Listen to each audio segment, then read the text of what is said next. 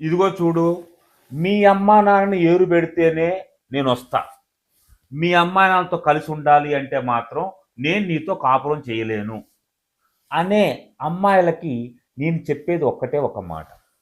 చూడండి, జీవితాంతం మిమ్మల్ని సౌకర్యంగా, విలాసవంతంగా, సంతోషంగా చూసుకోవటానికి కావలసినటువంటి ఆస్తిపాస్తుల్ని మీ ఆయన్ని కని, పెంచి, పెద్ద చేసి, ఓ మంచి ప్రయోజకుని చేసి, జీవితానికి కావలసినటువంటి డబ్బులను సంపాదించి పెట్టే ఓ మిషన్‌లా తయారు చేసింది ఆ తల్లిదండ్రులే, మీ అత్తామామలే.